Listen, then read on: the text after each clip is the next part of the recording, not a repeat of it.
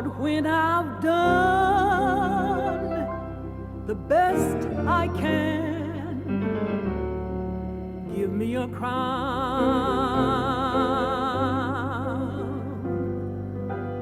Lord, when I've done the best I can, give me a crown.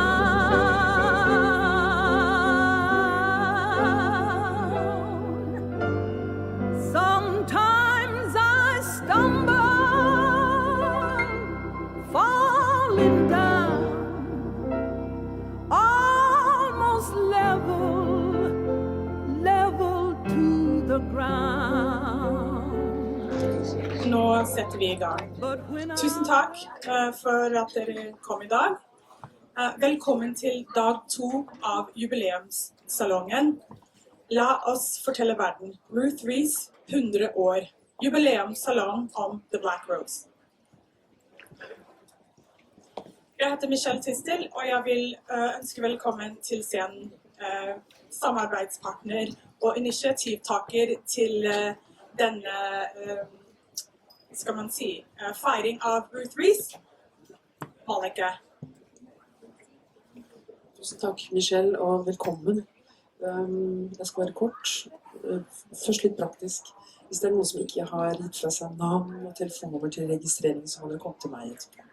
Det da beskjed fra myndighetene. Når det gjelder Ruth Reese, så det et arbeid som har pågått en stund, og startet med at vi fikk tilgang til originalmateriale som har vært publisert tidligere, og som vi ønsket å digitalisere og gi ut for et større publikum. Ruth Reese ga ut et soloalbum I 1979 som heter Motherless Child, og som vi da fikk gitt ut digitalt I fjor I forbindelse med at vi laget en minnekonsert og minnet hennes 30-årsdag for hennes bortfall.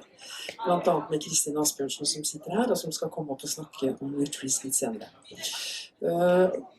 Vi tenkte rundt dette arbeidet at det noe mer som skal til. Vi må snakke mer om Ruth Reese, arven etter den monumentale kunstneren og aktivisten som vi feirer denne helgen, må vi fordype oss mer I. Og da kom Michelle inn, og vi nå I gang med en langsiktig satsing, hvor vi skal jobbe med Ruth Reese fra forskjellige vinkler og gjennom forskjellige tiltak. Så alle bidrag som nå kommer handler om at folk har møtt eller kjenner Ruth Reese eller jobber med Ruth Reese på forskjellige måter, og som vi nå skal få høre mer om I løpet av dagen. Så hjertelig tusen takk. Velkommen til Jubileumssalongen. Hvem var Ruth Ann Reese? Og hva hennes relevans for det norske samfunnet 100 år etter sin fødsel? I anledning Reeses fødselsår 1921 har Global Oslo Music og dokumentasjonsprosjektet Lift Every Voice-LEV invitert til denne markeringen. La oss fortelle verden. Ruth Reese, 100 år. Jubileumssalong om The Black Rose. Gjennom egen salong med foredrag og samtaler ønsker vi å kaste lys over artisten, forfatteren og aktivisten Ruth Reese sitt bidrag og hennes relevans for kulturliv, antirasisme og minoritetskvinners rettigheter I Norge. Salongen det første av flere aktiviteter. Det forberedes en digital utgivelse av flere konsertopptak med Reese fra 1978 via Global Oslo Music's label Global Songs. Vi har planlagt en antologi om Ruth Reese, og bidrag og samtaler fra salongen vil også danne utgangspunkt. Vi anbefaler deg å bruke munnbind når du oppholder deg I biblioteket. Welcome to Deichman. We recommend you to use face covering when you are in the library. Takket være et forfatterstipend fra Norsk faglitterær forfatter- og oversetterforening har jeg fått mulighet til å forske på Middesenterets arkivmateriale etter Reese, som deponert hos Oslo byarkiv. Dette arbeidet vil også munne ut I en digital utstilling om Reese. Prosjektet har mottatt støtte av Kulturrådet og Fritt ord. Oslo Kommune støtter også Global Oslo Music's øvrige prosjekter.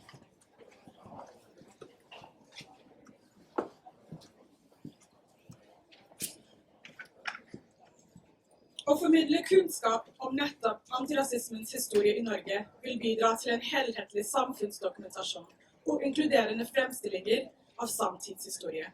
Bidrag og fortellinger om fellesskap i fortid og nåtid ligger her til grunn. Nettutstillingen The Black Rose er tenkt som en samtale mellom Ruth Reese og oss aktører i samtiden. Utstillingen vil presentere stemmen til Ruth Reese som den kommer frem i arkivmateriale og tekster hun forfatter, som for eksempel selvbiografien Min vei og kronikkene, samt hennes ytringer i intervjuer. Reeses meninger om antirasisme, kulturliv og hennes musikkarriere, samt minoriteters rettigheter i Norge, vil suppleres med nye tekster skrevet av en rekke relevante personer som sto Reese nær, og aktører som arbeider med antirasisme og mangfold og representasjon i kulturlivet i dag.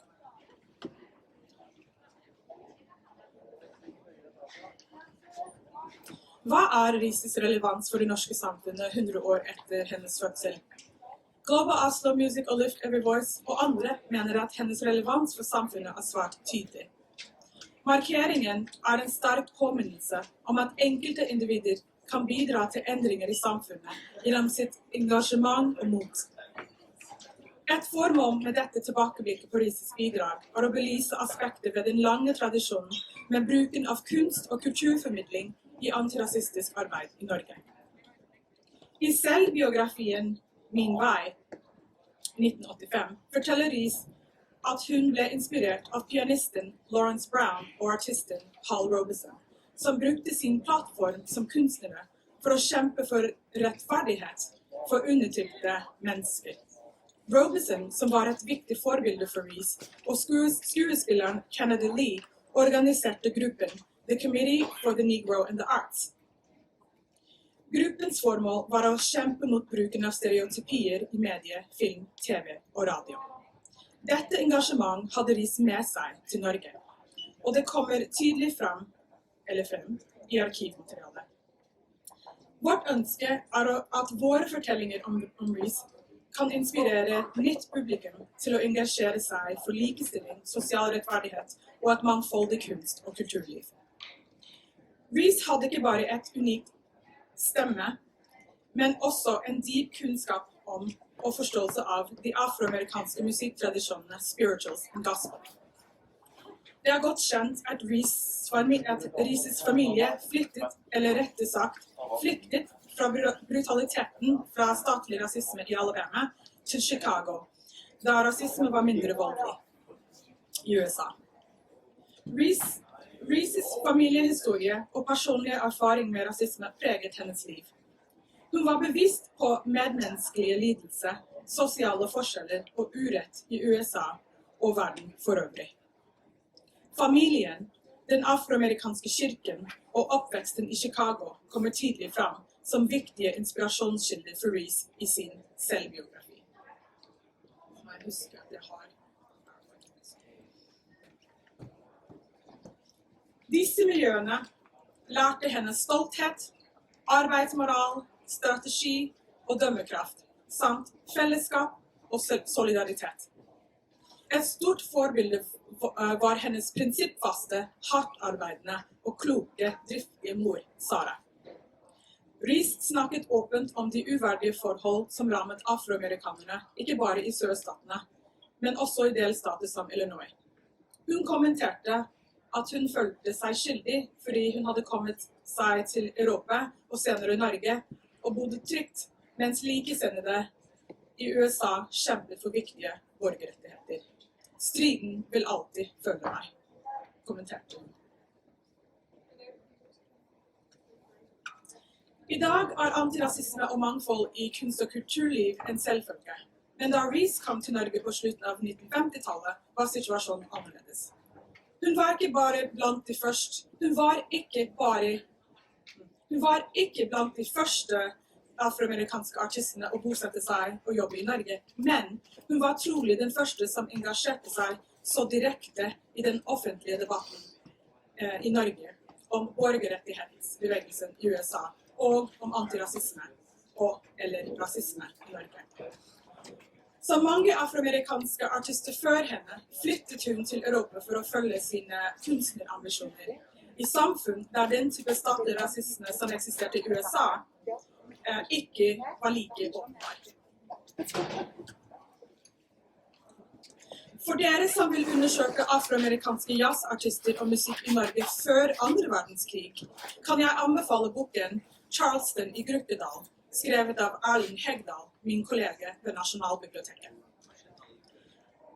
Vi vet at Reese var utdannet klassisk sanger og ønsket å kombinere musikksjangere i sine konserter her i Norge. Hun lyktes med det noen ganger, men ble etter hvert mest kjent for sin fremføring av spirituals og gospel. I tillegg ble hun en populær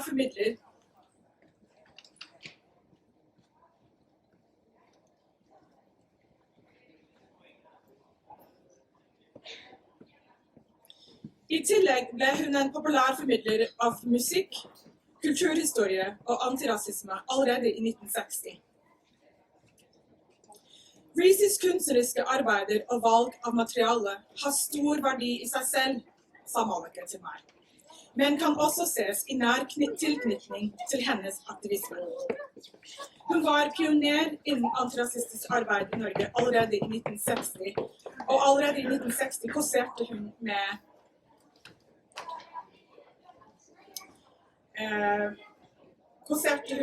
Reese om rasehatt og demokrati til det norske publikum. Barn og ungdom var en viktig målgruppe for Reeses formidlingsarbeid om antirasisme og afroamerikansk musikk, tradisjonsmusikk, spirituals og gospel. Nettutstillingen vil derfor også rettes særlig mot elever i ungdomsskoler og videregående skoler. Da skolekonsertkomiteen engasjerte Reese til en kombinert foredrags- og konsertopptreden ved Oslo-skolene, fikk mer enn 13 000 elever oppleve hennes unike formidlingsform. Temaet var afroamerikansk historie, musikk og deres relevans for antirasisme. Og turnéprogram for Folkeakademiet i 1961, det var rasehatt og demokrati. Hun rettet søkelyset mot behovet og frammarsjen av borgerrettighetsbevegelsen i USA. I intervjuet diskuterte Reese også fordommer og holdninger hun møtte i Europa og Norge.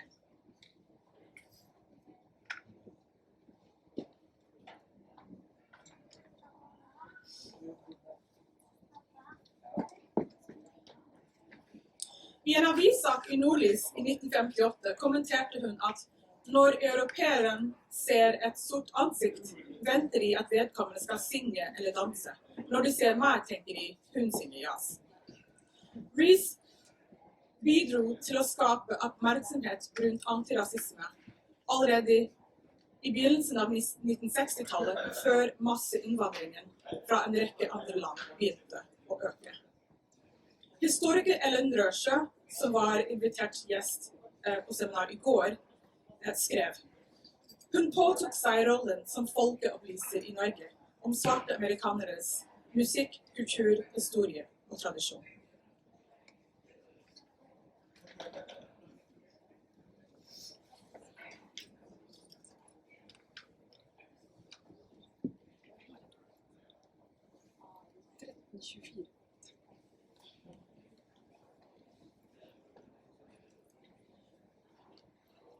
Reese var også en pådriver av arbeidet for minoritetskvinners rettigheter i Norge gjennom organisasjonen Foreign Women's Group, sammen med en nær venn og kollega, Fatra Salimi, som er med oss i dag.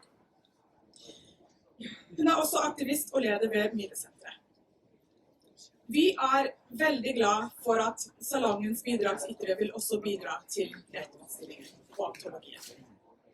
Før jeg slipper til dagens gjester, vil jeg dele litt av funnene fra det preliminære arbeidet med arkivmaterialet.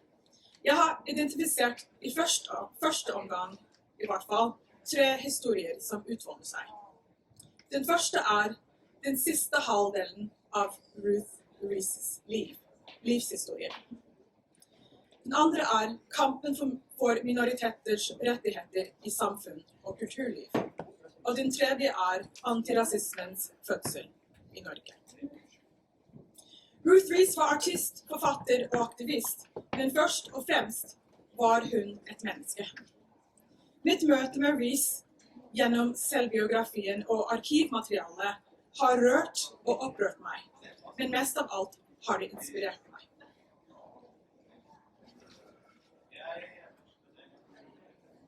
Jeg ble klar over Ruth Reeses arbeid første gang i Oslo byarkivs rapport Spor etter oss, Oslos multikulturelle arkiver, publisert i 2007.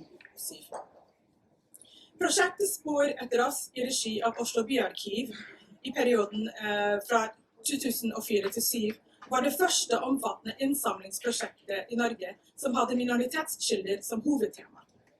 Prosjektet hadde også som formål å sikre en flerkulturell innsamling og formidling, og bidra til en rikere og mer flerstemmig kollektiv hukommelse.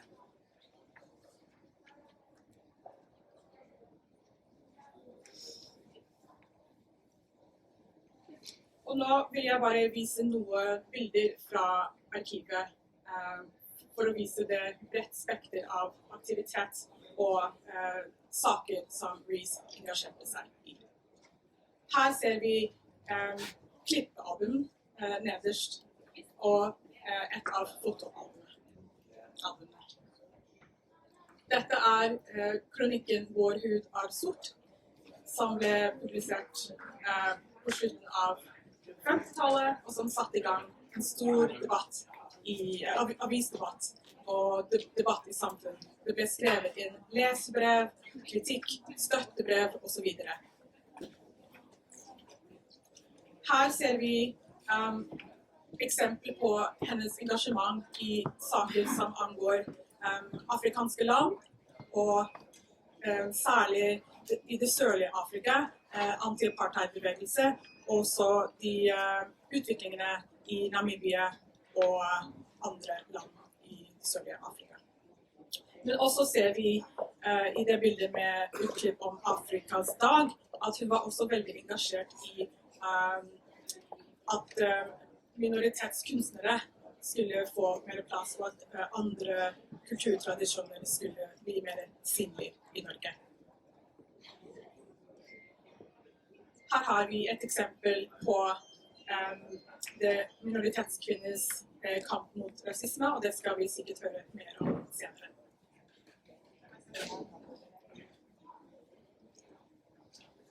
De avissakene er også tilgjengelig i Nasjonalbibliotekets digitalbibliotek.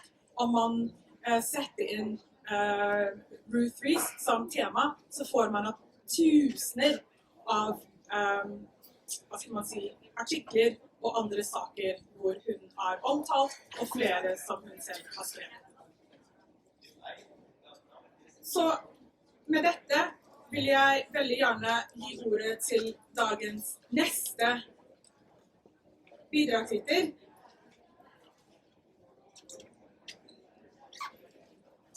Og det er Daisy. Nei, det er faktisk Thomas. I think Thomas is a little bit delayed. Okay, would you like to go? I think I could go before. Wonderful, Yeah. thank you, Daisy. So, Daisy Nunes, stipendiat ved Universitetet i Agder. Vær så god.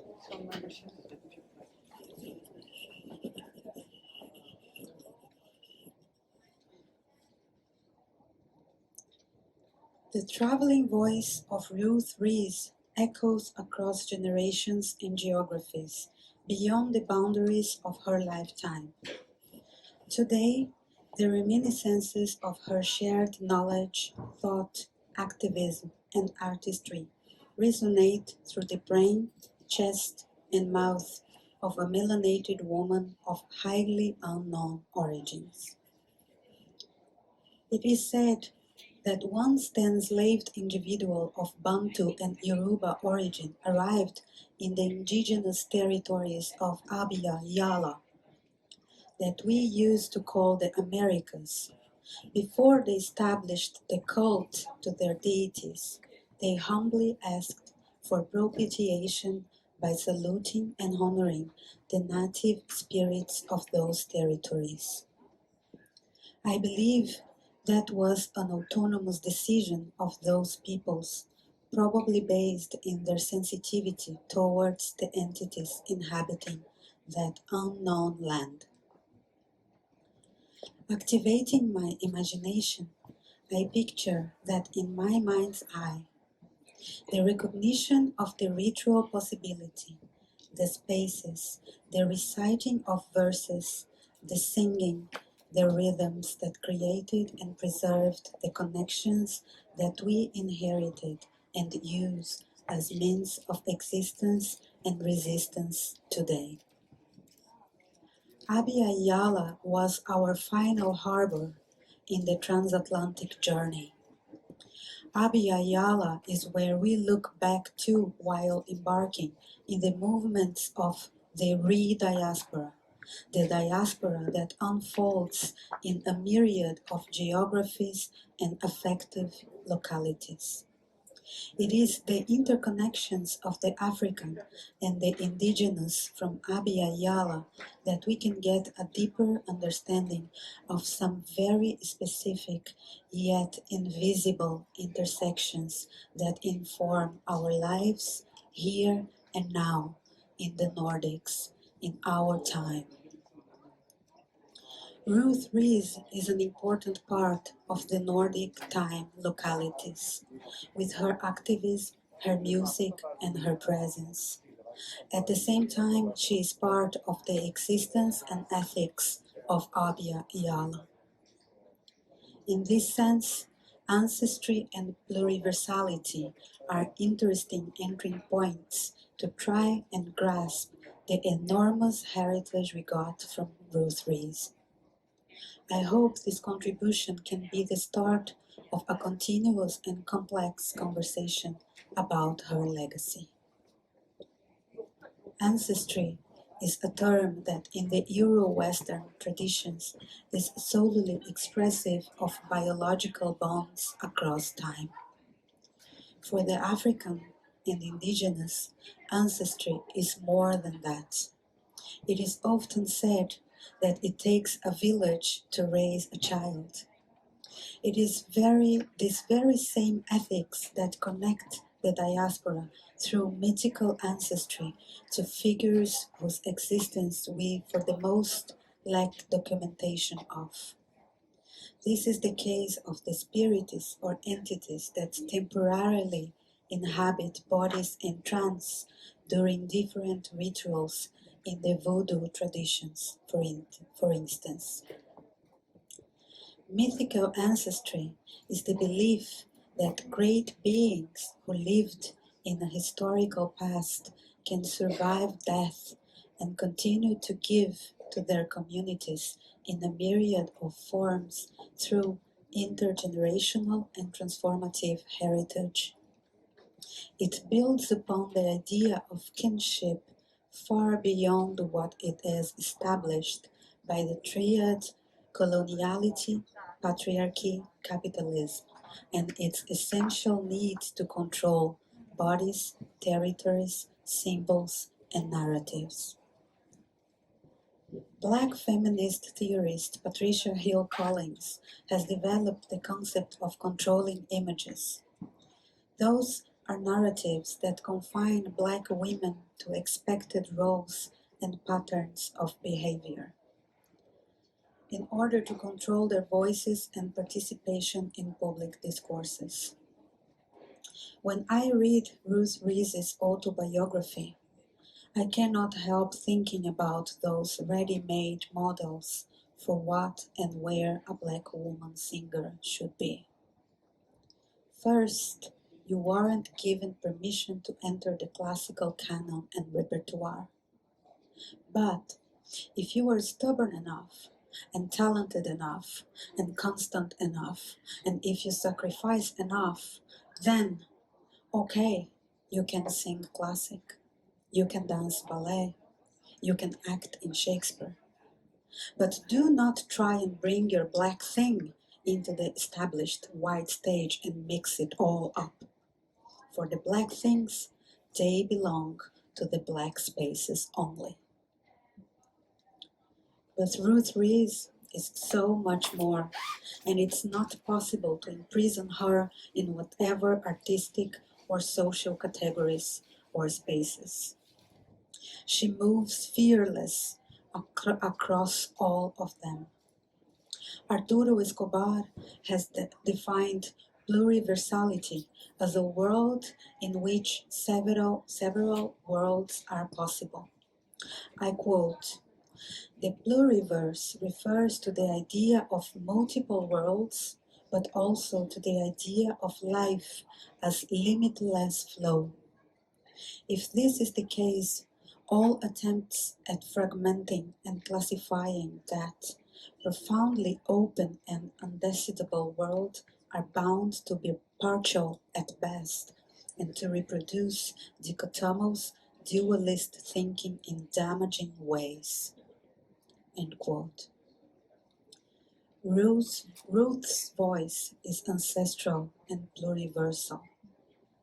Without thinking in values of ancestry and pluriversality, I believe the memory of Ruth may become a mere icon, a symbol for things we wish we had more of: courage, presence, talent, eloquence, all of that highly commodifiable in the era of ephemeral fame. All of that so easily put in the service of continuous colonial domination. More than 60 years have passed since Ruth settled down in these latitudes. More than 30 have gone since her existence in the dimension of time came to an unexpected end.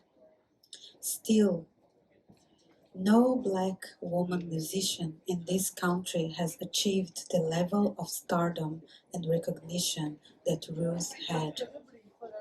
Why?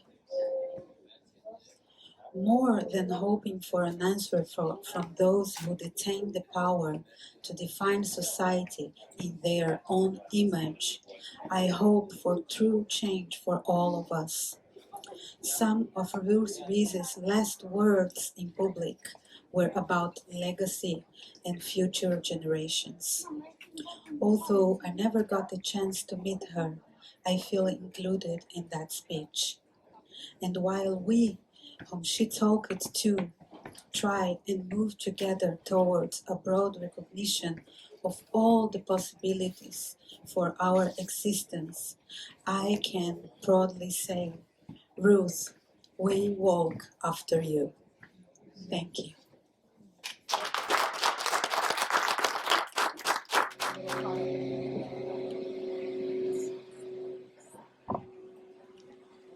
Good afternoon, and thank you for having me.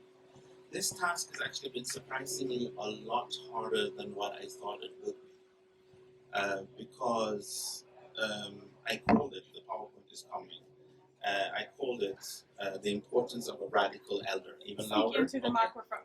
The importance of a radical elder. And I was I was wondering which approach to take, because now that I'm a doctorate student, you think that you have to go the very academic route first. But then also it was something about the question, what has she meant to me? What has she meant to the legacy? What has she meant for those of us who have come after her? And as I started to unravel this, I realized that she was already connected to my great-grandmother, who has been very central to me. Ruth, that illustrated Tesjeskjæringa, and also to both my grandmothers on both the Norwegian sides of the family. Ruth Reese has been very central, and then to me myself as well. And part of what made it hard is that I've reached the age where you start to lose your elders. So one of these grandmothers died earlier this year.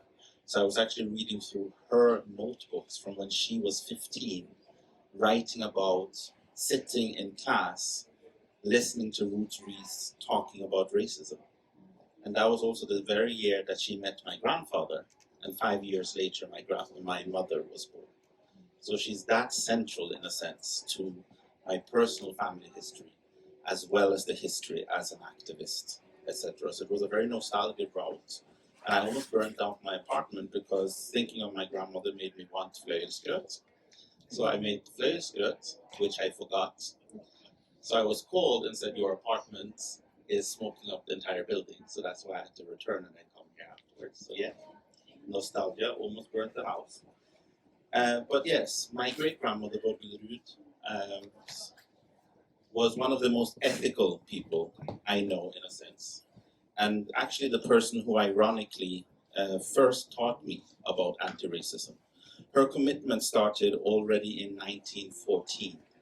She was not more than 4 years herself, but she visited the famous Kongo-landsbyen. And already as 4 years old, she felt it was wrong and weird that the people were patting the Africans. And from that day already, she started to be committed to treating everyone equal and acknowledging and countering that kind of activity. So already there you can start to unravel how can a twice mixed, half African Caribbean, half Norwegian, half African American, half Norwegian on the other side person exist today. Already there you start to unravel it. My other grandmother, my paternal grandmother, also has mentioned listening to Ruth Reese talk about racism. She of course met my paternal grandfather as an African American soldier who was stationed in Denmark. Is the PowerPoint there? No. So then I'll cheat from my notes here.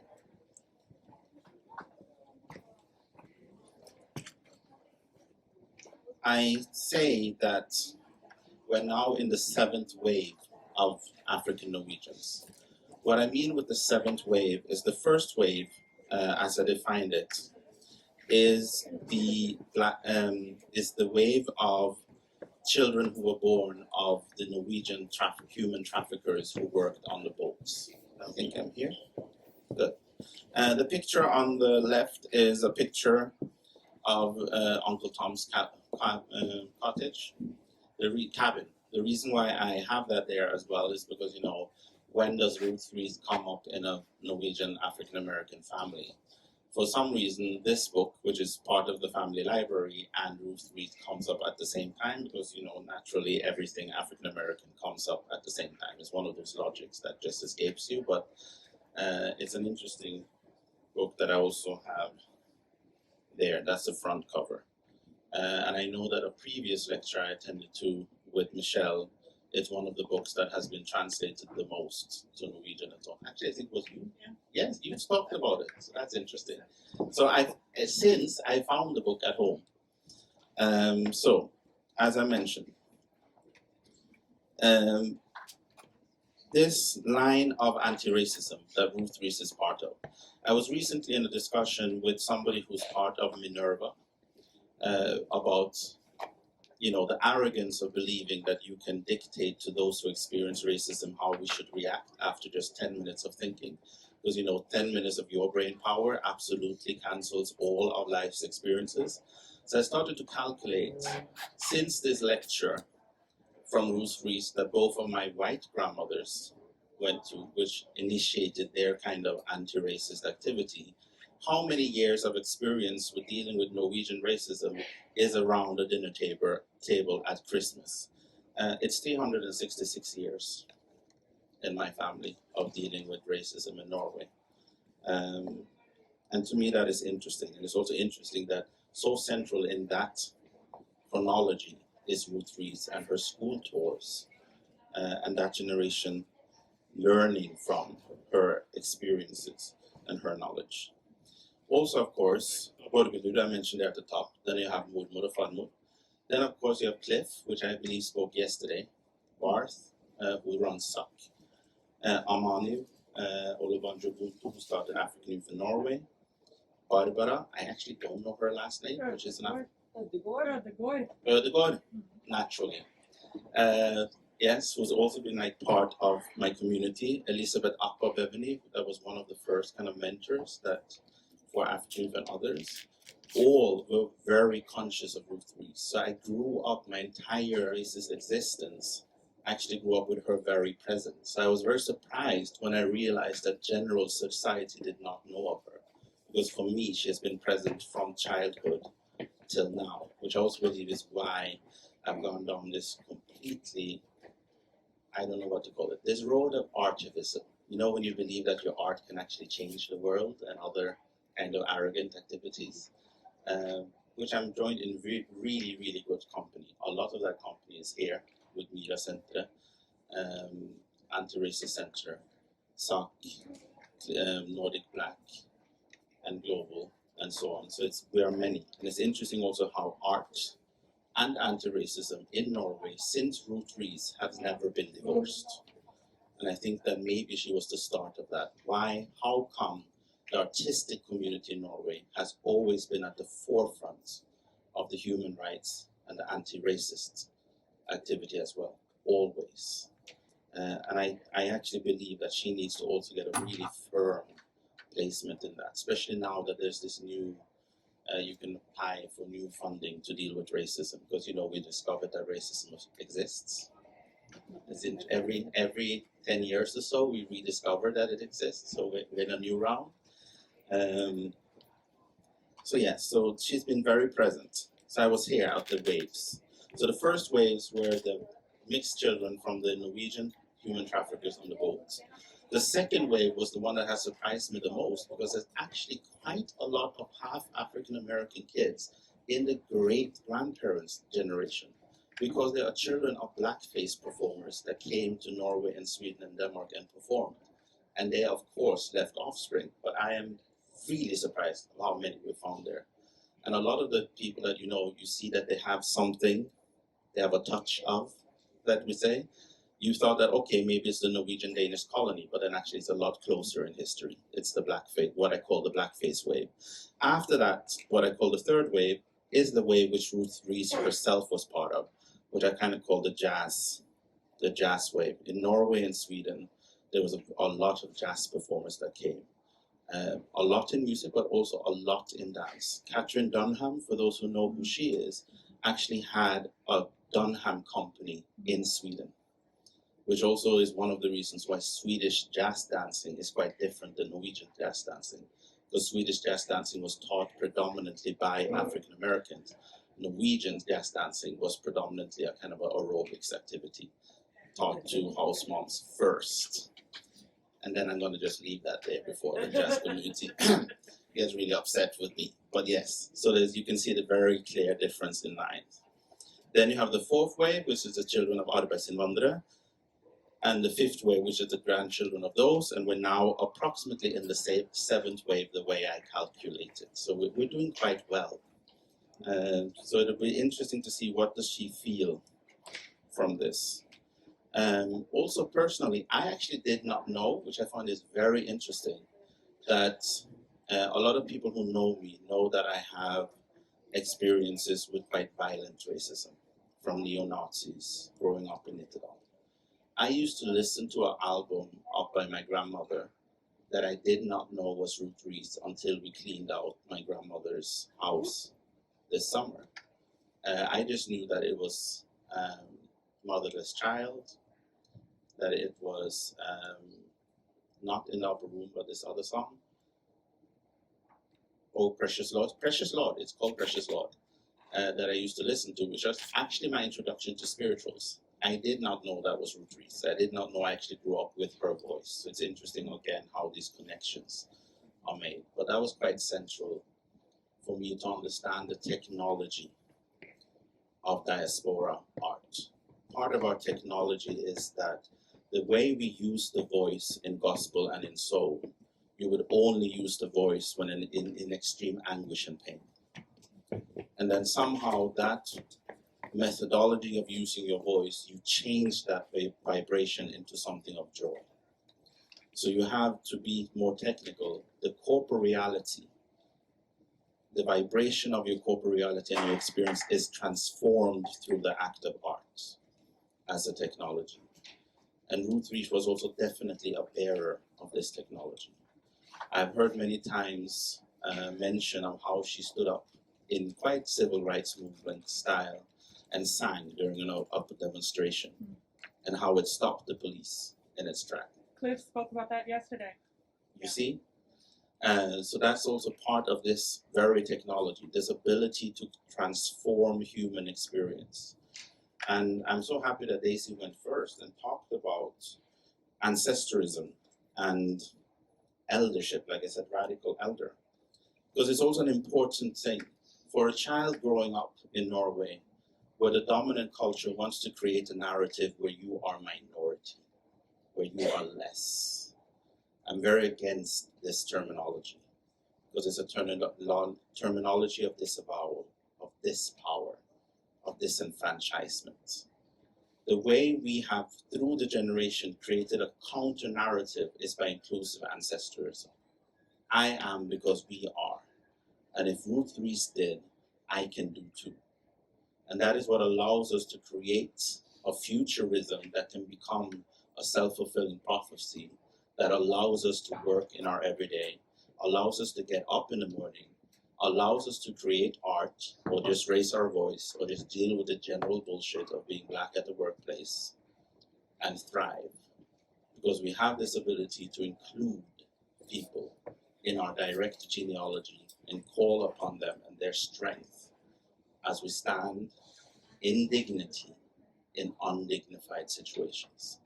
And I don't know, I think anyone from every story I've been told who has been more chronically elegant than Ruth Reese in the way that she has stood in those situations.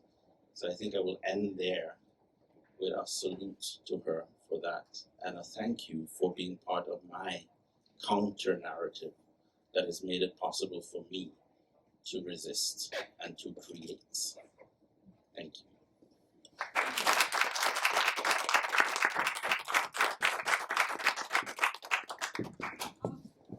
Jubileumssalong for Ruth Reese kan ikke finne sted uten at Fakra Selimi er med.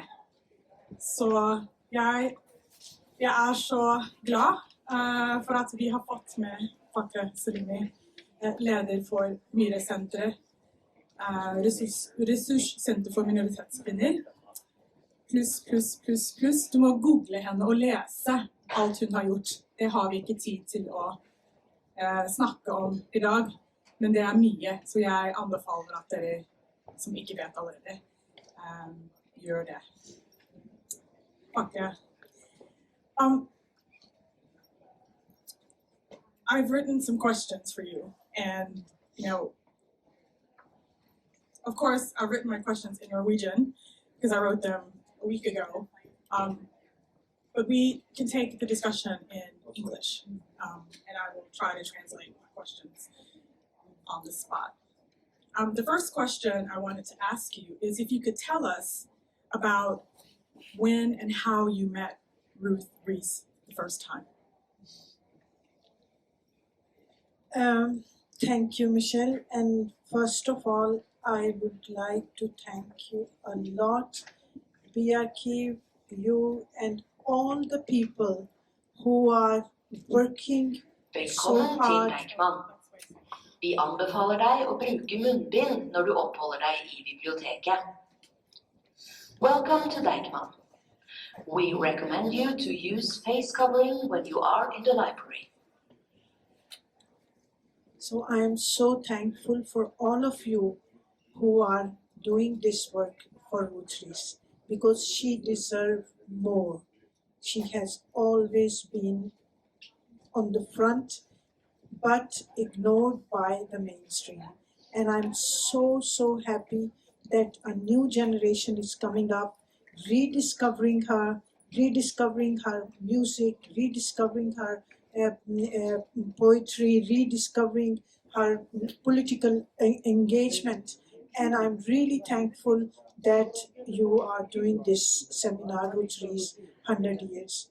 At Mira Center, we have been planning to do something next year, but we've been planning to do since last year, but because of Corona, it has been postponing. So I think I would be very pleased to invite you and you all for a continuous discussion and continuous remembrance of that great woman we are now celebrating, because we have to celebrate Ruth. Ruth came to Norway, I was not born yet. So when you ask me how I met Ruth, it is a very interesting thing. I was talking to Daisy, and since yesterday it has been a very emotional time for me, and because I don't know where to start and how to talk about Ruth, because I know Ruth both as political activist, as musician. I mean, I remember when she used to sing in Oslo's places where me, Turi Heiberg, and Paul, we three had the front row seats, and we were the most clapping entourage for her. And we were following her everywhere she went, in the churches, in the restaurants, cafes, cabarets. And so, shall I talk about that Ruth, or shall I talk about that Ruth, which, I lived in Pilestræde, Ruth lived in Kollesgata. And since we met, and how we met was also, like Cliff said yesterday, me and Ruth met also in a demonstration. And we met in a demonstration against racism. And after the demonstration, we continued talking, and that was it. Then we met, and then we asked, like Cliff said that they asked her to join Artists for Liberation. I was also part of Artists for Liberation.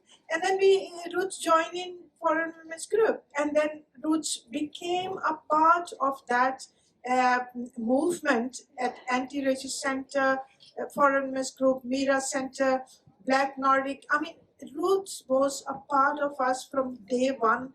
We were born. I mean, I was born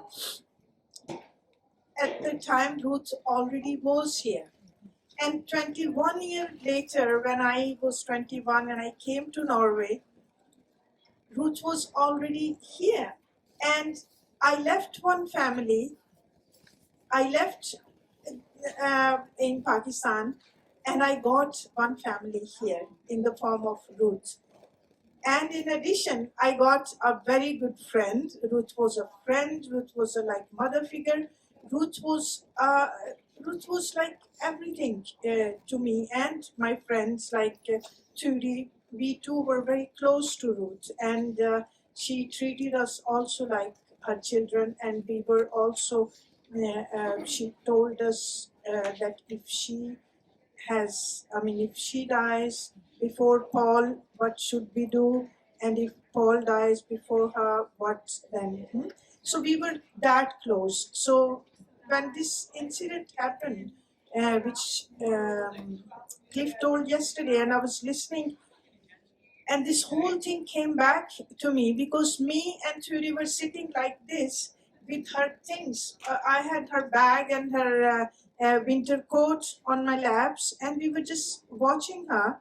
1990, you're speaking of. Yes, and then suddenly Ruth was no more. And so this was really a tough time since yesterday. So I thought, okay, I'm very emotional. What would I talk? I don't know, but I will just say what is in my heart, because I think, Michelle, that Ruth Reese was an institution. Ruth Reese was an anti-racist institution in Norway. She was working from within the white society, because she was married to a white man who was not nobody. Paul had a very, very strong background in Norway. Paul was a boxer. He was also the first person who started the jazz club in Norway. So, and I would not go deeper into his background. He belongs to a very upper class background. So Ruth came into that family, and Ruth had shared lots of incidents, how those white people looked at her and how they told Paul that not to marry her. It's okay to have black elskerinne, but not a wife. So that is So she was a fighter from that. But all what she did, her fight has a love element. Det var kjærlighet. Kjærlighet var liksom, that is the key word about Ruth. Ruth came to Norway, Ruth stayed in Norway because of love. And this was love not only for Paul, but it was a bigger love. Because she also, as you have been discussing about, she was traveling around Norway, spreading that message of love, but at the same time making visible how Black people are treated in the world, in US, and even in Norway. When I came to Norway, I had a perspective of class. I came from a class society. I had no physical experience of racism. My first experience of racism happened in Norway. So it means, I mean, I'm usually think back and I say, you know, when they say, oh, racism came to Norway when Black people came to Norway. So I was saying that Black people like me, as a Black person, my experience of racism is first in Norway, meeting with the white people. That means that racism is a white problem. It's a white people who have this kind of issue, and how the way they looked at me was that racism was expressed in the form of looking down upon me. And you know, from Pakistan, I had a colonial experience. I mean, I was politically engaged, young student. I was working against imperialism, against colonialism, against all the kind of class and imperial related issues. When I came to Norway, I felt that everything is now into a race. I mean, race came into picture. Norwegian used to say, "Svarte fan, you are brown or Pakistan or come from Africa, wherever you are, you have black eyes and black hair, you are all svarte fan." So that was my experience. So Ruth was, in a way, had already worked through that experience. She was a part of, and she had, I mean, she was a red thread in that struggle. I have a question very related. Thank you for that beautiful answer. I have a question that's a great follow-up. You write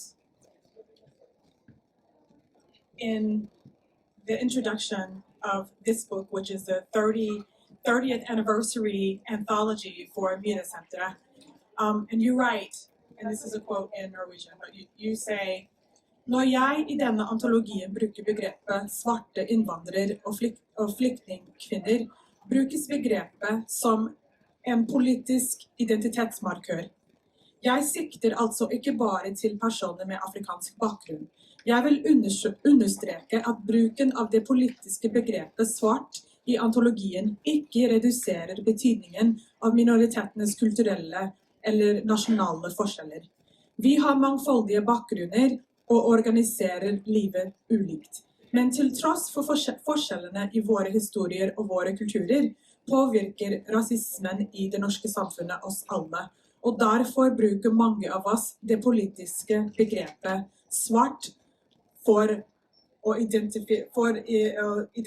identifisere oss." I thought that was very interesting because, you know, we are still and we will always be talking about what are the right words and labels, and we use multiple labels and words all the time, and we need all of those. So when I read this, I thought that I wanted to speak to you about it, because this with labeling and names and so I wanted you to speak about how that was experienced and how you all worked through that in the 70s and in the 80s, because lots of people have an experience of doing that for the first time, but it is not the first time that these processes have been unraveled and worked through. Exactly. And this is a very important thing because, I mean, like, white people have different shades of color. I mean, some are pink, some are very light pink, some are bluish, some are greenish. But we never call them those those shades. They are white people. So what happened is that colonialism, racism is not necessarily addressing one particular race. That means African Americans or Africans. Colonialism has united us because wherever white people have colonized, they have brought with them the racial perspective that white race is superior than all others. And it's white people's need to categorize us and divide us into shades. Like the lighter shade you are, the closer to white people you are, the better you are. I mean, these are the definitions white society, white people has given us. So in the 70s and in the 80s, we had lots of discussions in Norway. Because one thing is very important, because the time in the late 60s, when labor migration happened, most of the labor migration happened from Turkey, from North Africa, from Asia, from Pakistan, and African presence in Norway was not that much in numbers as it was Asian presence, for example. So, but in England, for example, in England, the communities, the anti-racist movement was already very advanced, and the anti-racist movement has already united across the countries, across the colors, and they were using the terminology that because white people, colonization of our nations unite us, our historical heritage unite us. So when we meet, when you meet racism, white racism, they don't see that you are brown, so we don't, when they use the term, discriminate on the basis of colors, all black people were discriminated. So then there was a unity among the activists and the black movement in United Kingdom at that time, now England, that we should be using a common word to identify who we are. So then and very proudly, we use the word black. In Norway, we had a lots of discussion because many Asians were saying that, well, we are not black, we are brown. So, but when you go out on the street, Norwegians were telling us, fan, det er samme fan om du er svart eller brun. Liksom. So we were all samme fan, and that makes us then aware of the fact that why not? We are all united in that struggle against racism. So in the 70s and 80s, we use that term very consciously. We did not just use that term because of the skin tones, but blackness is a political term, and blackness is a term contrary to the whiteness, and in the colonial background, we have all suffered the same sort of thing. Thank you. I thought that was worth sharing with everybody. I found that very interesting. The last question I'd like to ask is a similar question. I suspect that a lot of people are not aware that there has been a minority women's movement in Norway as well. So there's the women's movement, and then you have a minority women's movement that has also occurred. And you write also in the book that minoritetskvinnebevegelsen jobbet intersektionelt helt fra starten. Men på 1970-tallet hadde vi ikke faglige begreper som interseksionalitet for å synliggjøre at kjønn, hudfarge, etnisitet, religion og seksuell legning samlet påvirker individets muligheter i samfunnet. That was also very interesting because intersectionality is also widely criticized by people who don't understand that it grows out of an empirical reality and it's not merely a theoretical word. But also, I mean, I am also myself personally very critical of that intersectional theory. But because I think now everything is intersectional, and when you become intersectional, racism disappears. And I think that we have to specifically, when we are struggling against racism, we have to specifically say the word racism, because racism, like in the 80s, within the women's movement in Norway, I have written very much about that. And when we brought up our issues to the Norwegian women's movement, Norwegian organizations, and the movement get together usually around 8th of March. So when we were discussing the banners and which banners should lead the demonstrations, and we were bringing in the issue of race, we were saying that kamp mot patriarkat or imperialism, so blah blah, and then we were saying also racism. And this was not accepted because women's movement looked at issue of racism as belonging to migration and as belonging to immigrants or belonging not to women specifically. So then we asked the question that if you are black and immigrants and women, then where do you belong? And if you belong to the women's movement, or if you are a part of Norwegian women's movement, then where are our issues in that movement? So if you want to have us in that movement, a part of that movement, then our issues have to be a part of that that agenda. So if they were not, so but this was not very easy. I mean, can you imagine? Today I'm thinking that young people take it for granted that this is this is all right. I mean, this is a part of the whole thing. No, it was not part of. I brought this book with me, Reeses.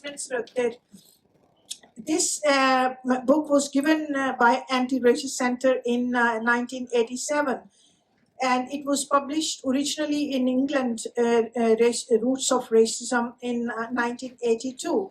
And in this book, the situation in Norway as well. So you can imagine that in the 80s, racism was not an issue in Norway. So being looking at Ruth Reese's legacy and connecting it to that, you can see that that's what Ruth told us, that my friends, my children, my comrades, this is the fight I have been fighting in Norway since the late 50s. I have come here. And that was the strength she gave us, that because she was a person of integrity and a very strong voice. So when she told us that this is a fight she has been fighting for so many years, and then of course we realized that we are not alone. We are many, we are together, and that is what Ruth's legacy today is. That is the perfect ending for our conversation. This book is fantastic, and I know there are a lot of new books that talk about racism's roots and etc. But I encourage everyone to take a look at this book, because the things that are being shared are the books that are coming out now that are trying to put Norwegian racism in a historical context. We need those as well, but someone did that in 1987 as well. So take a look at this one as well as the new books. Don't forget this one. Can I just have Absolutely. a rounding up comment? Because I think the work which is being done today is a fantastic work. But just remember that history has not started with this young generation. I have been seen, I saw that some celebrations of 50 years of immigration. I see some books coming up about mothers' struggle in the so these all books are very important. But just remember, the struggle in the 60s, in the 50s was not easy struggle. Without that struggle, this generation would not have been there where they are today. So just for everyone, remember your history and learn from it, because if we are not ahistorical people. So history is very important, and that, as Michelle said, rasismens røtter, that belongs to a historical. This was also taught in the schools. So thank you so much for inviting me, and thank you so much for this session. And I really hope that young people take Ruth Reese's work and make it like the pioneer veiviser for fremtid. Thank you. Det har vært og fremdeles 2 veldig spennende dager hvor vi har fått høre mye om Ruth Reese fra forskjellige vinkler. Både av folk som møtte henne, jobbet med henne, var nær henne, som hadde Ruth Reese som en mor og mentor, fikk vi lære om i går og i dag. Nære forhold, tette forhold med Ruth Reese. Noen av oss traff aldri Ruth Reese, men nå, Kristin, du en av de som faktisk traff henne. Jeg har bare lyst til å si noe kort, for nå skal vi snakke om musikk og kunstneren Ruth Reese. Og du var faktisk den som ledet oss Global Oslo Music til Hjalmar Svennevik, produsent av Ruth Reese sitt album Mother's Child, som ble gitt ut i 1979. Og den har jeg her, denne platen, og dere som har bidratt her i dag skal få en sånn LP-plate med dere hjem i presang. Denne platen digitaliserte vi i fjor og ga ut sånn at den ligger ute på strømmetjenester, fordi vi mente at den fortjente et større publikum. Og det gjorde vi altså i forbindelse med en minnesmarkering for Ruth Reese 30 års bortgang, som Fakra også snakket om. Hun var jo til stede på slutten den gangen. Vi ønsket da å minne henne gjennom en konsert, Kristin, som du hadde på Tøyen kirke, og Cliff Moustache var der, og dere hadde jeg sier dere, for på grunn av pandemien fikk ikke jeg vært der, men dere hadde da en publikumssamtale, og på en måte reaktualiserte Reese sin musikalske arv, men også aktivisme. Og det var altså i forbindelse med dette arbeidet at vi ønsket å fortsette å dykke ned i Reese sin arv, og som vi også da har fått veldig fine bidrag til her de 2 dagene vi har hatt denne jubileumssalongen. Nå skal vi snakke litt om kunstneren Reese. Kristin, og jeg har lyst til å spørre deg et spørsmål direkte. Du var hennes siste sangelev. Kan du fortelle litt om det arbeidet som dere gjorde sammen, i ditt møte med henne for å jobbe med sang? Jeg vil bare først få si at jeg så glad for den digitaliseringen av dette albumet, og at musikken finnes, at det mulig å peke på, for dette så fin musikk, og så viktig kunstnerisk dokument. Og jeg har jo nå turnert med mye av dette materialet i arven etter Ruth Reese i 30 år, og særlig de første årene så opplevde jeg jo så masse folk som kom. Ja, jeg har møtt Ruth. Hun var på gymsalen vår. Ikke sant? Hun har jo vært overalt, i hver minste bygd. Og at det var så mange sterke opplevelser av Ruth. Men de 10 siste årene så har jeg jo kjent at over tid så det færre så ble liksom minnet av Ruth, av færre som kjente lyden av Ruth, og da har det vært så stort savn å ikke kunne peke på, gå og sjekk ut henne når det finnes. Så det synes jeg har vært et så viktig arbeid, og denne helgen nå med så mange innganger også til Ruth Reese. Jeg må jo også si at for meg så jo mitt møte med Ruth veldig sånn personlig, meg og henne. Vi hadde jo noen få sterke møter høsten 1990, rett før hun gikk bort. Og jeg har aldri egentlig kjent noen andre som har kjent Ruth. Det var veldig sterkt også i høst å få snakke med Cliff om det som også hadde vært mye hjemme hos Ruth. Og det har vært så fint med det som skjer nå, men disse mange tilnærminger og hvor connected vi alle på forskjellige måter og røttene til Ruth. Men til det du spør om, så jeg vokste opp med gospelmusikk. Veldig mye bra gospelmusikk. Jeg kom fra Kragerø med skjærgårdsgospel, hvor det hele tiden kom inn flotte, store gospelartister. Andrew Crouch, jeg dro til Stockholm på store korgospelfestivaler årlig. Men når jeg var liksom 18-19 år, så jeg var heldig å få være solist, for jeg var veldig tidlig, så det var en kjempeviktig bakgrunn for meg. Men jeg kom til et punkt hvor jeg var så lei av mitt eget språk musikalsk, og var veldig usikker på veien videre rent musikalsk. Og da kjente ikke jeg til Ruth Reese selv. Jeg var nok litt for ung til å hadde ikke hatt henne på skolen, eller hun var litt perifer størrelse, men det var litt de eldre musikklederne i koret som sa, Kristin, kanskje Ruth Reese, sjekk ut Ruth Reese, fordi at jeg ble mer og mer nysgjerrig på hva bak da? Hva bak denne gospel, pop, soul, funky greiene?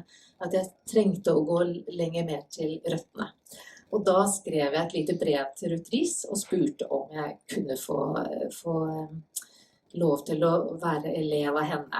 Da bodde jeg på Bjørvika og skulle avslutte videregående, og det brevet fra henne, for da sto jeg litt sånn dilemma, skulle jeg begynne på U-landsstudier i Kristiansand, og bare hadde egentlig sluttet med mye av denne gospeltingen og dedikert meg mer for miljøvern og sånn, eller skal jeg gå inn for musikkstudiet? Og så fikk jeg da et brev fra Ruth, hvor hun sa, vet du hva, jeg har sluttet med å undervise egentlig, men jeg har kom til meg, så hun inviterte meg hjem. Og det ble et sånn veiskille for meg, hvor jeg faktisk valgte å flytte til Oslo, og hvor den høsten da, 1990, tuslet hjem til henne ukentlig på Sankthanshaugen, og fikk noen få møter, fordi hun døde jo brått.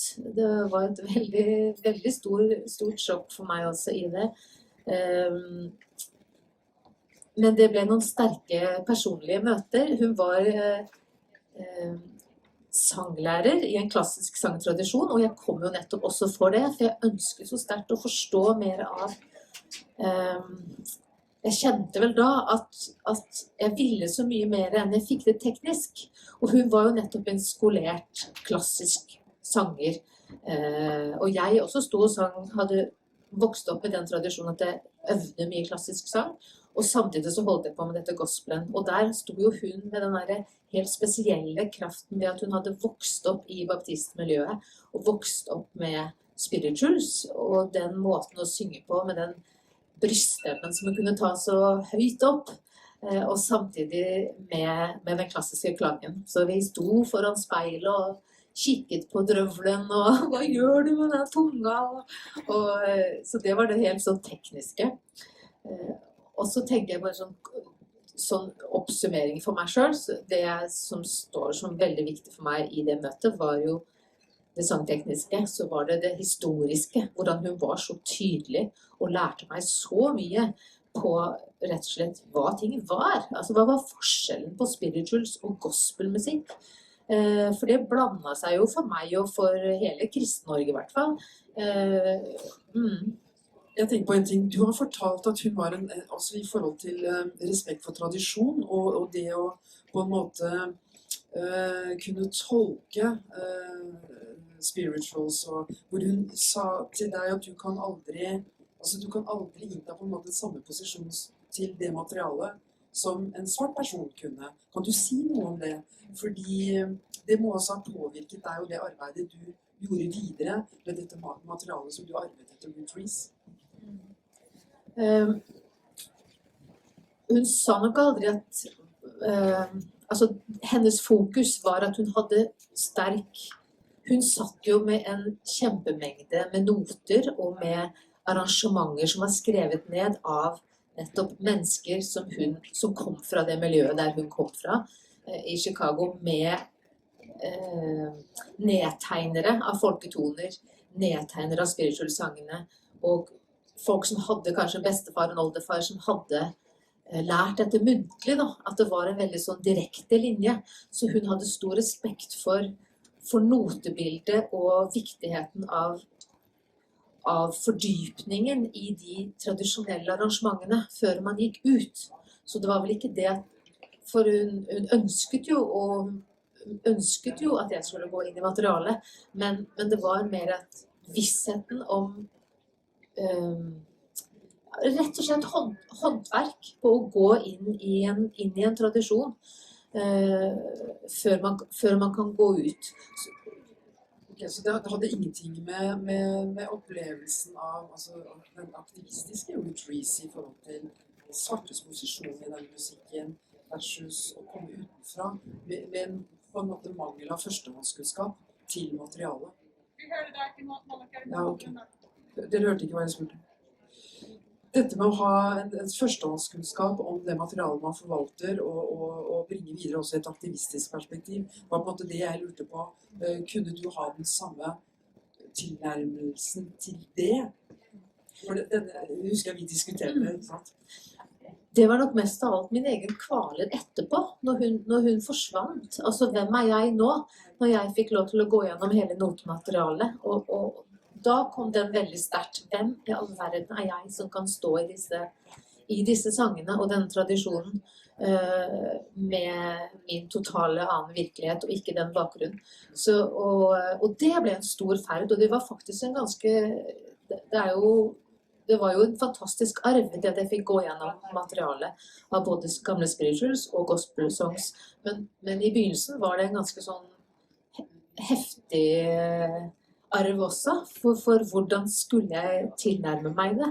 Og i begynnelsen så hørtes det ut som 70 år gammel dame selv, at det var på en måte hennes tilnærming ble så sterk for meg selv, og det som ble viktig for meg i mitt møte med det var jo å gå lenger inn i spiritual-sangene som folketoner, folkemusikk, og også se at mange av de arrangementene var jo igjen preget av vestlig preget arrangører, men det med å søke, altså det ledet jo meg til mye mer studier i forhold til vestafrikansk musikk, men også oppleve at sangene nettopp var sterke livsuttrykk som er uavhengig av tid og rom og sted og nasjonalitet, og at det nettopp er sanger som taler til oss fordi de rommer så sterke livsuttrykk, og det er jo nettopp det vi hører så sterkt i versjonene til Ruth også, at det er, og som gjorde at hun kunne bruke det også inn i så mange rom for undertrykkelse, og brukte musikken så aktivt, for at det er musikk som når oss på så mange nivåer. Men den, hun var jo hun var veldig tydelig på det med å skille for eksempel på gospelmusikken som er komponert og spiritual som er overlevert, og forståelsen av det, og hun gikk jo også ganske kraftig opposisjon til mye av TenSing-bevegelsen i Norge, og sånn sett utfordret nettopp meg også på de timene på, jeg kunne synge en sang for henne, og så hoppet jeg plutselig ut av arrangementet og begynte å improvisere og forskire litt, og hvor hun bare stoppet meg. Hvorfor? Det er liksom det ordet jeg husker så godt fra Ruth. Hvorfor? Hvorfor sang du den tonen? Og det var nettopp for å tydeliggjøre både at akkurat nå så står du i et arrangement som er denne personen som sin transkripsjon eller fortolkning av den spiritual av denne sangen, og skal du lage ditt eget arrangement, så kan du gjøre det, men nå gjør du dette, og dette må du gå inn i. Og så var det også fordi at hun opplevde da, eller at jeg nettopp ville briljere, jeg ville føle meg fri, og det var jo noe av det hun gikk i kontrast med mange, eller som gjorde at hun faktisk ikke ble den der store, ikke den som ble headhuntet inn til alle gospelfestivalene, fordi at hun var tydelig, hun var konfronterende. Jeg opplevde veldig, vi har snakket om at det mange som opplevde henne som mamma, jeg opplevde henne som en streng bestemor. En streng bestemor jeg aldri hadde hatt. Jeg var faktisk ganske redd på hver tid, for hun var rett på.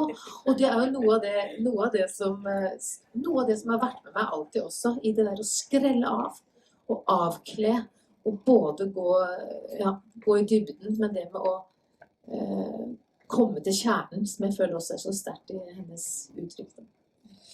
Det veldig spennende å høre, fordi at det vi lærer, for de som ikke har hørt musikken til Ruth Reese, det vi lærer her at dette var jo en ekstremt seriøs kunstner, på et veldig, veldig høyt nivå. Når jeg hørte Motherless Child, så fikk jeg helt, jeg husker, jeg frøs nesten, fordi at det også et nivå på det arbeidet hennes. Så det ikke noe rart at hun var en internasjonal stjerne. Og jeg må bare fortelle dere, fordi at han som produserte dette albumet, han gjorde også en del konsertopptak, blant annet fra Konserthuset i Oslo og fra Festspillene i Nord-Norge i 1978 og 1979. Disse publiseres nå på strømmetjenester i løpet av 10 dager. Så vær så snill å gå, for de av dere som har tilgang til det, gå og lytt til live-opptak med Ruth Reese som nå kommer. Og dette jo en del av dette arbeidet vi gjør nå for å på en måte videreføre, som du sa også innledningsvis, betydningen av å reaktualisere Ruth Reese også kunstnerskap. Og jeg må bare si en ting, dere skal sette igjen disse LP-platene som dere skal få, dere som har bidratt her. Jeg har dessverre ikke til alle, men det noen eksemplarer her, så vær så snill, det skal dere få med dere igjen. Jeg var på Munch-museet i stad, og det sikkert flere av dere som har vært der, og en av de kunstnerne som jo nå aktuell der, ikke en av de, men den kunstneren som aktuell med Munch, Tracy Emin fra England. Og det helt udiskutabelt hvilken posisjon Tracy Emin har som kunstner, som nålevende kunstner, unnskyld. Og i det jeg gikk ut fra Munch-museet, så jeg over på den skulpturen som ligger der ute, som heter Jubilees, som av Monica Bonvicini, italiensk kunstner. Her har vi å gjøre med 2 veldig sentrale kvinnelige kunstnere, får man nesten si, i moderne kunstverden. Og hvorfor? De har jo posisjonert seg i en verden som også har vært veldig mannsdominert. Men så slår det meg at disse jo fra Italia og UK. Dette vestlig kunst, og så snudde jeg meg med opera, og så tenkte jeg, hvorfor det ikke en gedigen statue av Ruth Reese foran den operaen her nede? Og da tenker jeg, når det virkelig gjelder, når de store institusjoner lanseres, når de store talene holdes av kultureliten, de viktige sammenhengene, så altså vi fraværende, vi mennesker som representerer andre kulturer, og som har røtter i andre kulturer. Hvorfor ikke Ruth Reese på en statue utenfor operaen? Så kjenner jeg at det går litt sånn, unnskyld at jeg sier det, men det går en faen i meg, fordi jeg tenker at, og du sa det innledningsvis, det så bra at nå må vi ta opp arven igjen etter Ruth Reese, for hun var en monumental kunstner og en monumental aktivist, og en svært viktig person som også Fakra sa i stad. Ikke glem hvor dere kommer fra, ikke glem hvor dette arbeidet kommer fra. Det en historisk linje her som vi må holde fatt i. Men så lurer jeg jo alltid på, hvorfor det vi som må gjøre det? Hvorfor tar ikke store samfunnet fatt i betydningen av Ruth Reese? Så Kristin, hva tenker du viktig å gjøre fremover i forhold til i tillegg til dette arbeidet her, en intellektuell og akademisk, og også musikken reaktualiseres. Vi har ulike innfallsvinkler til arbeidet med Ruth Reese videre. Hva tenker du viktig i forhold til hennes musikk? Jeg tenker jo digitaliseringen nå veldig viktig å få fram rett og slett lyden av henne. For jeg tenker også at det så mye av hennes budskap, altså fordypningen hennes musikalsk, altså rett og slett det kunstneriske uttrykket, som jo, det jo rart at det bare var ett album, så det å få presentert enda mer av musikken og få tatt det inn og fordelt det, slik at faktisk folk får tilgang til det som en erfaring, for jeg tror jo så på bevegelse, jeg tror jo så på endring gjennom å ta til seg uttrykket hennes. Jeg ble i hvert fall veldig dypt berørt, og jeg tenker at i stoffet hennes, i det hun har valgt ut som repertoar, så rommer så mye av retningskraft da. Så jeg vil veldig løfte opp tyngden av det konkrete kunstneriske arbeidet. Og det vet jeg jo også hun var veldig opptatt av. Hun tenkte jo tidlig, hun var jo nettopp aktiv i New York tidlig i den organisasjonene sammen med Paul Robertson, med å være mer aktivistisk, og tenkte at skulle bare vært der og fortsatt. Men hun visste at hun måtte inn i fordypningsrommene kunstnerisk for å ha nok å formidle, og at det var nettopp gjennom det kunstneriske hun også lagde disse foredragsturnéene. Men jeg tenker at akkurat det som skjer nå, med så mange forskjellige innganger med henne som et omdreiningspunkt, eller som utgangspunkt, der hun har vært en inspirasjon og røttene fra Ruth Reese. Jeg tenker bare mer av dette, altså mer av... Jeg ønsker også å få løfte opp boken hennes. For min vei en skikkelig fin bok. Jeg satt og leste den nå i helgen igjen. Den lærer meg, hver gang jeg går tilbake til den, så lærer den meg mye, også i forhold til europeisk, altså et tidsspenn da, i forhold til 50-tallet til en 30-årsfase, også i forhold til de ulike europeiske landene. For Ruth Reese bodde jo faktisk da både i London og Roma og Paris, og hadde forskjellige fordypninger, musikalsk også. Tusen takk. Det noen som har noen spørsmål til Kristin? Jeg bare lurer på, kan du si noe om de notene du fikk fra Ruth? Jeg regner med at du fikk fra Paul? Jeg fikk det fra Paul, ja. Så kan du si hvordan du har brukt dem, hva har du gjort med dem?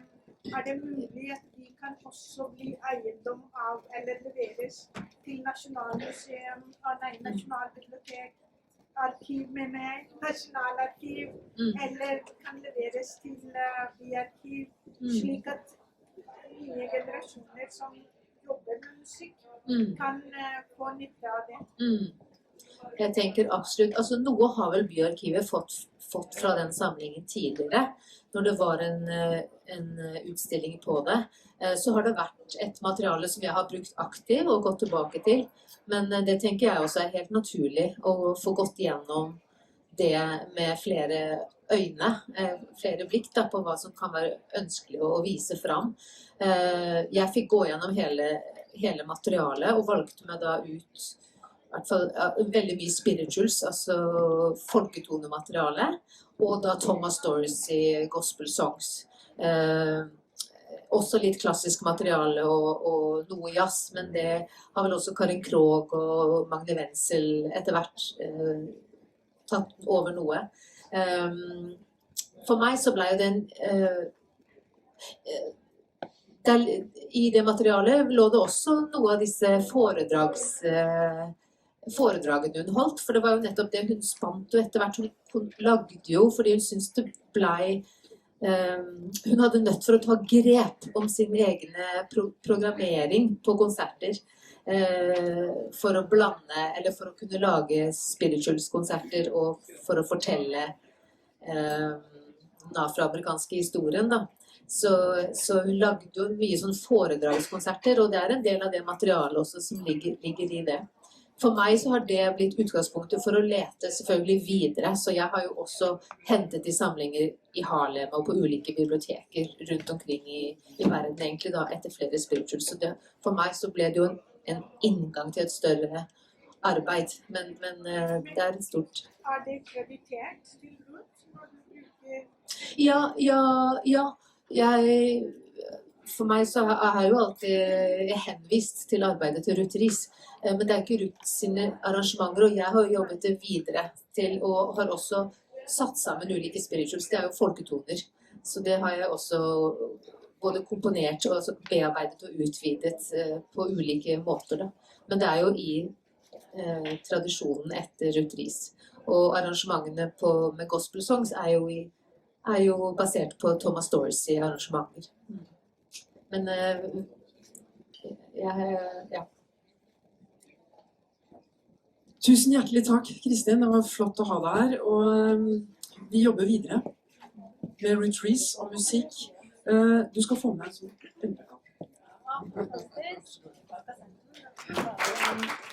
I want to invite to the stage Tracy Main, who is not only a dear friend, but she is the director of Trace's gospel choir. Yes. And I would like for Tracy to say a few words about, well, whatever she wants to, actually, while the guitarist is setting up. And in a couple of minutes, we will have the choir to join Tracy on stage.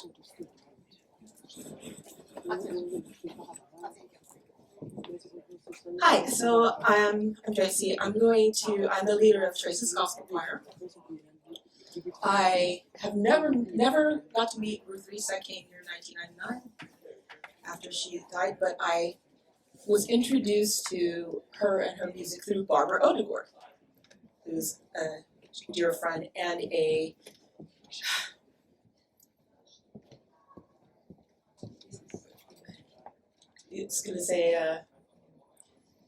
not just a fan, but someone who lifted up and promoted Black artists in Norway. Very, as I say, støttende person. All music, but primarily Black artists. She was good friends with Ruth. She was good friends with M. Brown.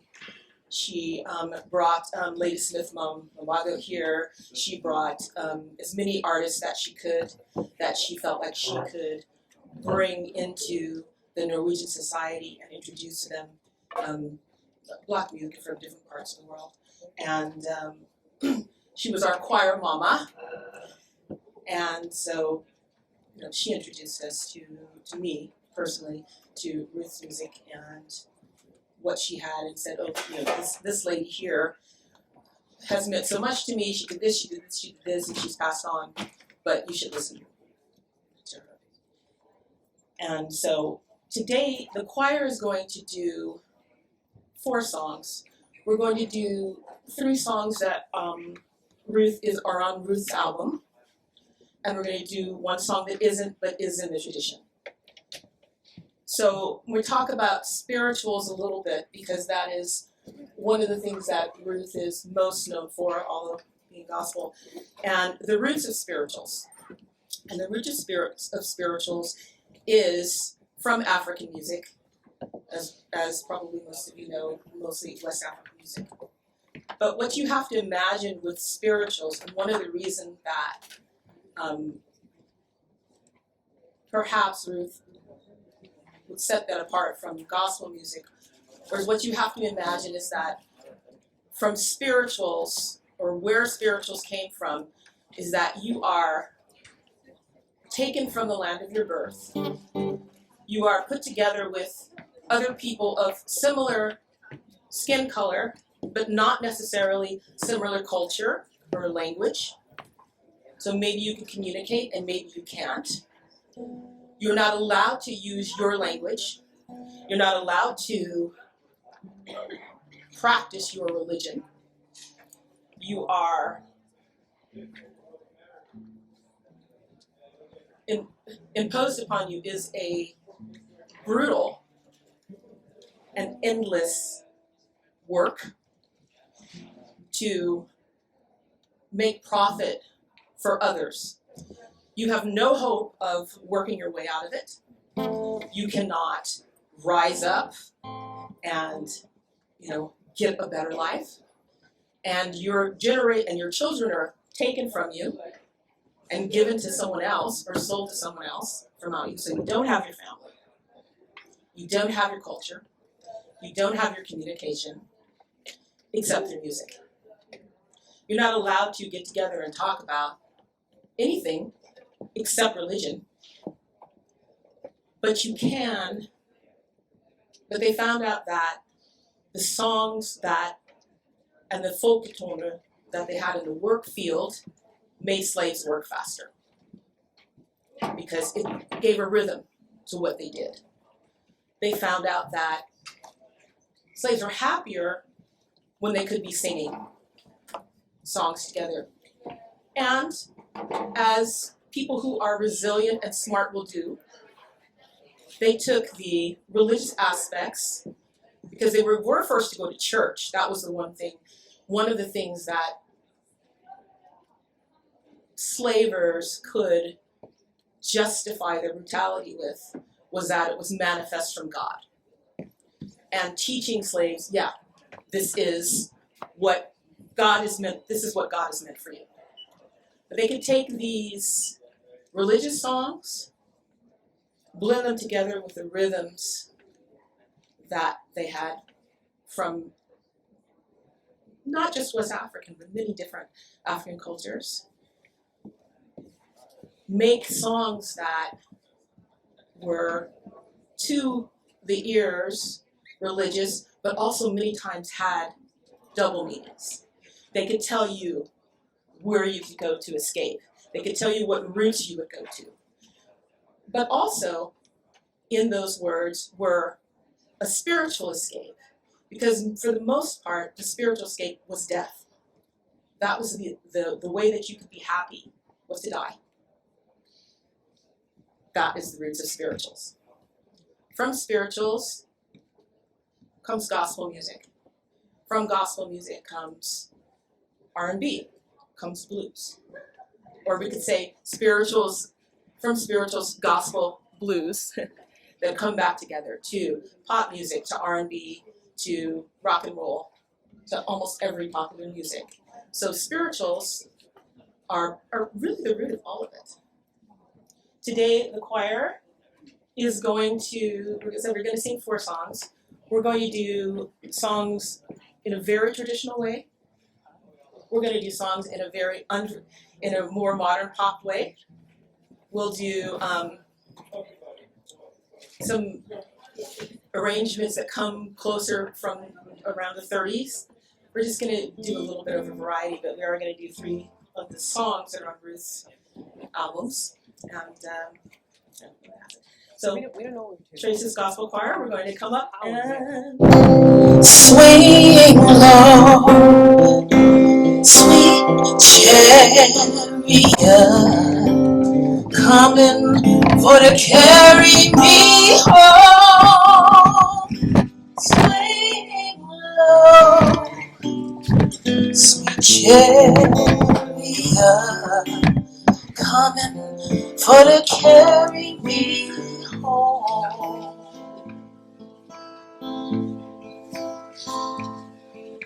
I looked over Jordan, and what did I see? Coming for to carry me home.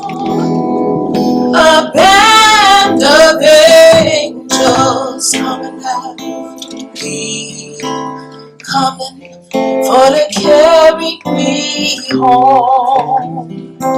Swing low, sweet chariot, coming for to carry me home. Swing low, sweet chariot, coming for to carry me home. Sometimes I'm up, sometimes I'm down, coming for to carry me home. But still my soul is heavenly bound, coming for to carry me home. Swing low, sweet chariot, coming for to carry me home. Swing low, sweet chariot, coming for to carry me home.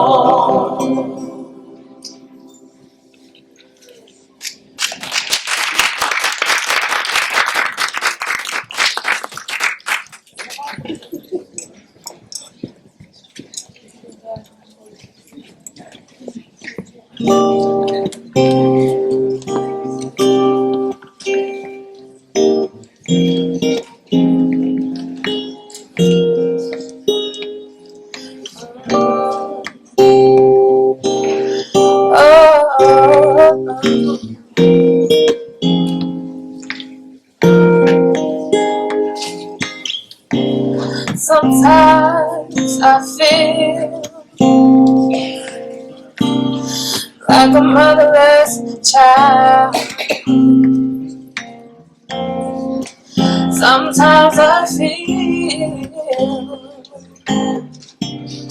like a motherless child. And sometimes I feel like a motherless child alone. Vi anbefaler deg å bruke munnbind når du oppholder Long way. We recommend you From home.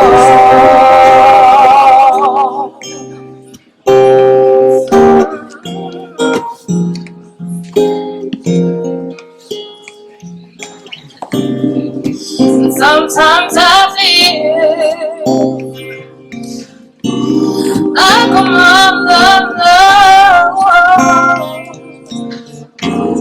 and sometimes I feel like I'm almost gone. And sometimes I feel like I'm almost gone alone.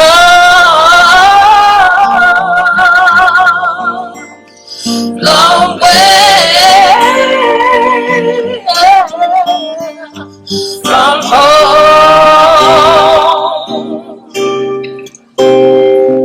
Yeah.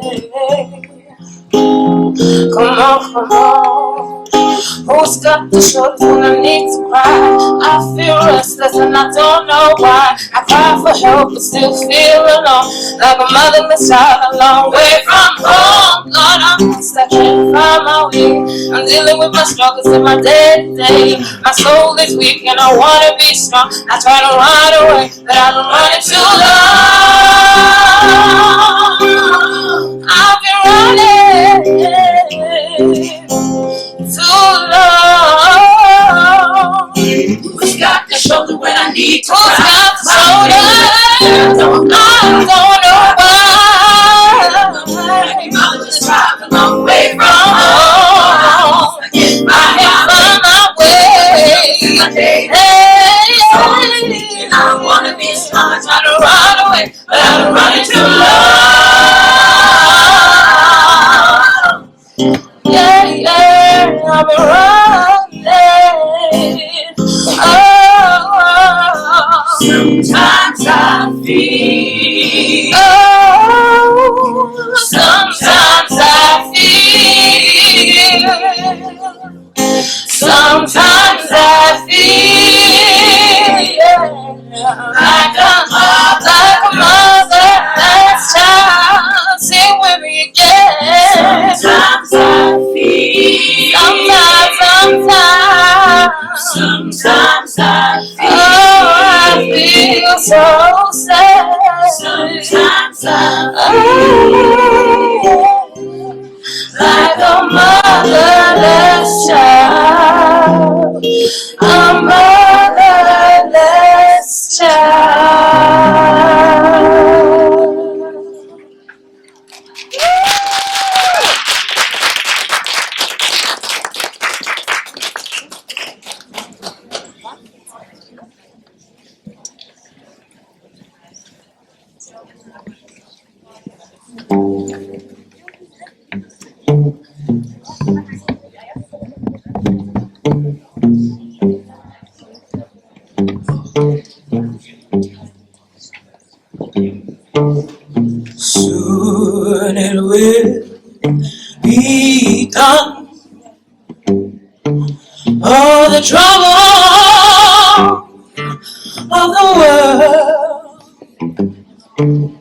the trouble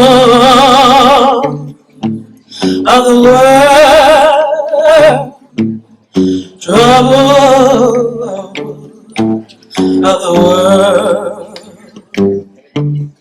Soon it will be done.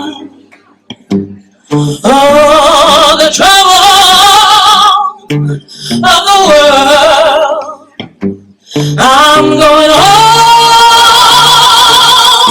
to live with my Lord.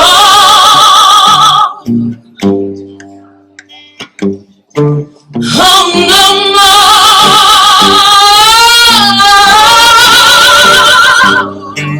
We've been waiting and waiting. I said no more.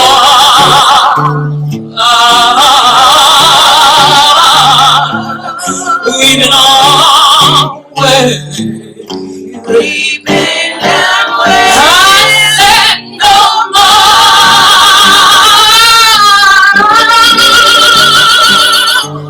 We've been waiting and waiting. I'm going home to live with my Lord.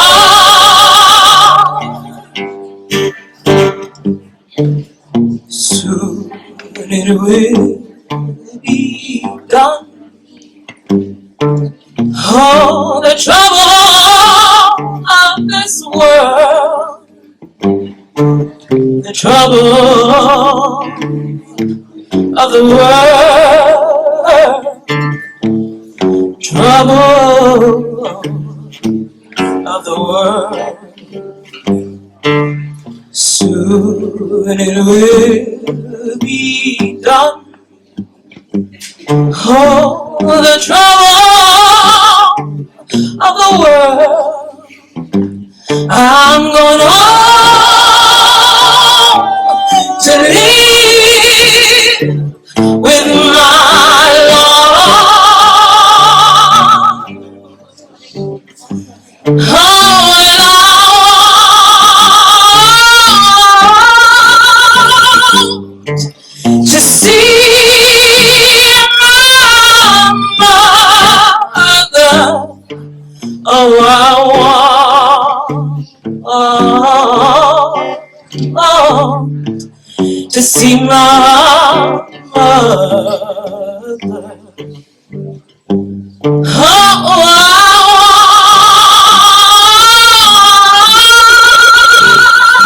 want to see my mother. I'm going home to live with my Lord.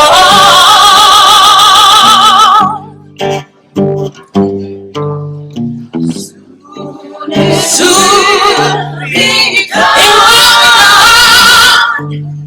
Trouble of the world.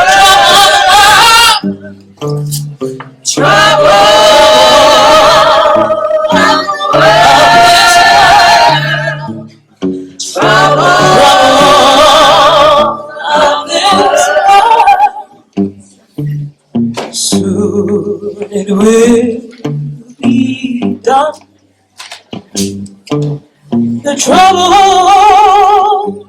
of this world. I'm going home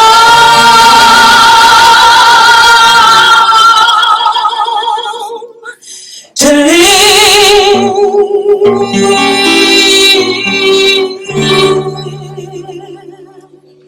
with my Lord.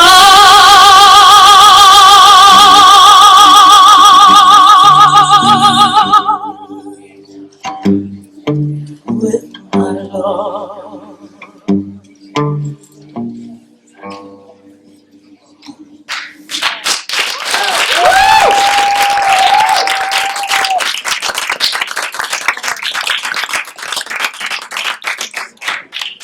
Vi skal Sånn. skal slutte med en sang som er litt opp på Ruth Reese. Vi skal gjøre det som en amalgamation med hennes version og med hele Jacksons version og Sister Rosetta Thorpe called Didn't It Rain.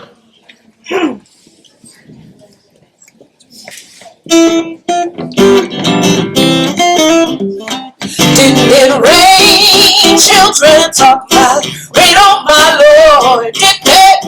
Didn't it? Didn't it rain on my Lord? Didn't it rain? Didn't it rain, children? Rain on my Lord. Didn't it? Didn't it? Didn't it? Didn't it rain on my Lord? Didn't it rain? Well, they knocked on the windows, knocked on the doors, said, "Brother Noah, can't you take no more?" Well, Noah said, "No, now you're full of sin. God's got the key and you can't get in." Oh, listen, listen how it's raining, raining. Oh, listen, listen how it's raining, raining. Oh, listen, listen how it's raining, raining. Oh, listen, listen how it's raining. All day, all night, all night, all night, all night, all day, all day, all day, all night, all night, all night, all day, all day, and didn't it rain, children? Rain on my Lord. Didn't it? Didn't it? Didn't it? Didn't it rain on my Lord? Didn't it rain? Didn't it rain, children? Rain on my Lord. Didn't it? Didn't it? Didn't it? Didn't it rain on my Lord? Didn't it rain?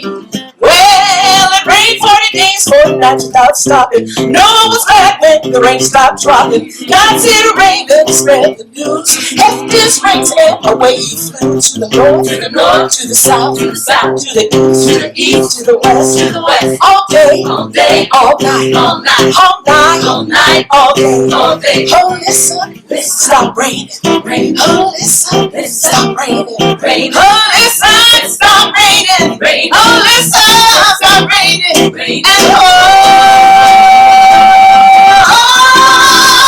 didn't it rain, children?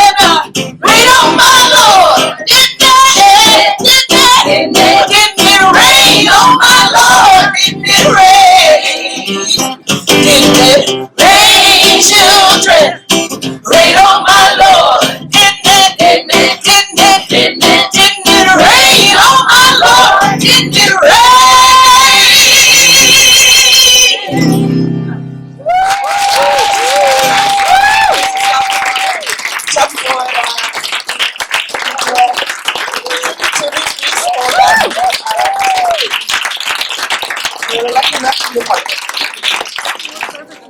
Så da sier jeg tusen takk på vegne av Global Oslo Music og Lift Every Voice. Takk for at dere var med oss for å feire Ruth Reese. Takk for at dere gjorde La oss fortelle verden Ruth Reese 100 år jubileumssalong om The Black Rose en realitet. Tusen takk. Takk for oss.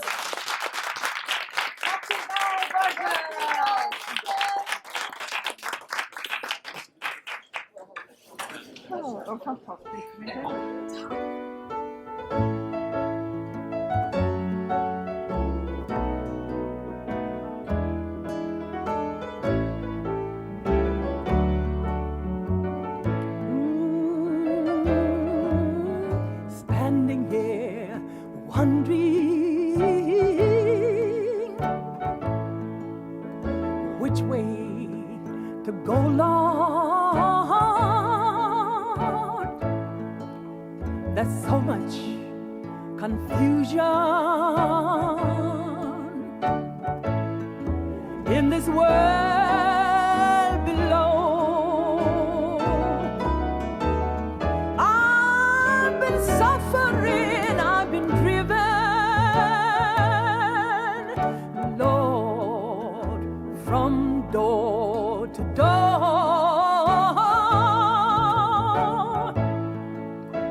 Standing here wondering, wondering, Lord, which way to go.